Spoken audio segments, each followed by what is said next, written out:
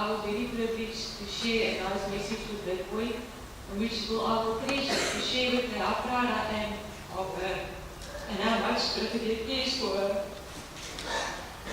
To cry today, I think we've learned something beautiful this morning. Labour with love.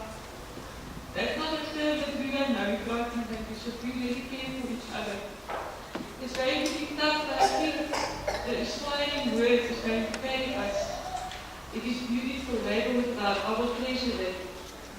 That boy did not make it a secret how much she cares for her family. She even shared with Lieutenant Colonel Jansen that her biggest fear in life is to disappoint her family because she loves so much for me.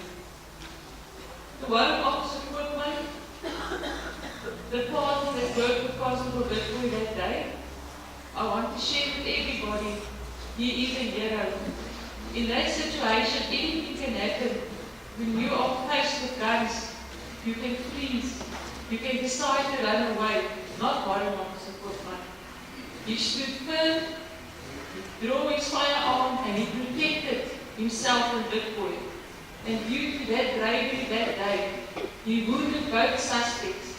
And by doing that, we were in a position to arrest both of them. So Warrant Officer Koopman, we salute you, and you are our hero, and you will stay our hero. We're going to miss Constable Witbooi smile. I was sitting here, and as Bishop was talking, I had a smile on my face. Me and Marissa were smiling at each other, and that is the kind of person that Constable Witbooi was. To the family, please, we are there. Don't forget us. We will be there for you, doesn't matter for when. Whatever you need, please, just pick up the phone. If you get my number, phone 1 or 111.